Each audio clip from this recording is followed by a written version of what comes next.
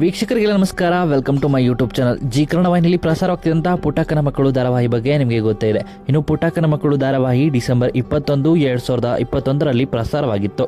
ಒಟ್ಟಾರೆಯಾಗಿ ಹೇಳಬೇಕು ಅಂದರೆ ಪುಟ್ಟಕ್ಕನ ಮಕ್ಕಳು ಧಾರಾವಾಹಿ ಶುರುವಾಗಿ 4 ವರ್ಷವೇ ಆಗಿದೆ ಅಂತಲೇ ಹೇಳ್ಬೋದು. 1200 ಸಂಚಿಕೆಗಳನ್ನು ಪೂರ್ಣಗೊಳಿಸಿದೆ. ಇದೀಗ ಪುಟ್ಟಕ್ಕನ ಮಕ್ಕಳು ಧಾರಾವಾಹಿ ಸುಖಾಂತ್ಯವನ್ನು ಕೂಡ ಕಂಡಿದೆ ಅಂತಲೇ ಹೇಳ್ಬೋದು. ಇದರ ಸಲುವಾಗಿ ಪುಟ್ಟಕ್ಕನ ಮಕ್ಕಳು ಧಾರಾವಾಹಿಯಲ್ಲಿ ನಟಿಯಾಗಿ ನಟಿಸ್ತಿದ್ದಂತಹ ಸಹನಾ ಪಾತ್ರಧಾರಿ ಅಕ್ಷರ ಅವರು ಕೂಡ ಏನೆಲ್ಲ ಹೇಳಿದ್ದಾರೆ ಅಂತ ಈ ವಿಡಿಯೋ ಮೂಲಕ ತಿಳಿಸ್ತೀನಿ. ವಿಡಿಯೋನ ಸ್ಕಿಪ್ ಮಾಡದೆ ಕೊನೆವರೆಗೂ ನೋಡಿ. ಎಲ್ರಿಗೂ ನಮಸ್ಕಾರ. ಪುಟ್ಟಕ್ಕನ ಮಕ್ಕಳು ಧಾರಾವಾಹಿ ಮರೆಯಲಾಗದ ಸುಂದರ ಕ್ಷಣ ಅಂತಲೇ ಹೇಳ್ಬೋದು.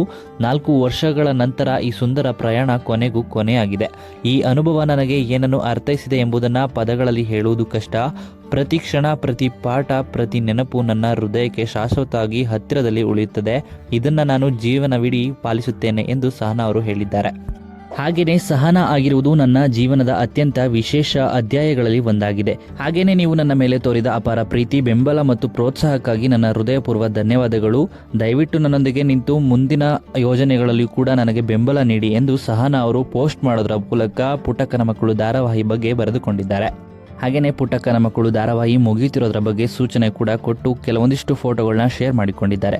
ಇನ್ನು ಈ ವಿಡಿಯೋ ಇಷ್ಟ ಆಯಿತು ಅಂದರೆ ವಿಡಿಯೋಗೆ ಲೈಕ್ ಮಾಡಿ. ಇದೇ ರೀತಿಯ ಮತ್ತಷ್ಟು ಹೆಚ್ಚಿನ ವಿಡಿಯೋಗಳಿಗಾಗಿ ನಮ್ಮ ಚಾನಲ್ಗೆ ಸಬ್ಸ್ಕ್ರೈಬ್ ಮಾಡಿ. ಹಾಗೆಯೇ ಪುಟ್ಟಕ್ಕನ ಮಕ್ಕಳು ಧಾರಾವಾಹಿ ಮುಕ್ತಾಯವಾಗ್ತಿರೋದ್ರ ಬಗ್ಗೆ ನಿಮ್ಮ ಅನಿಸಿಕೆಯನ್ನು ಕಮೆಂಟ್ ಮೂಲಕ ಕಮೆಂಟ್ ಮಾಡಿ ತಿಳಿಸಿ.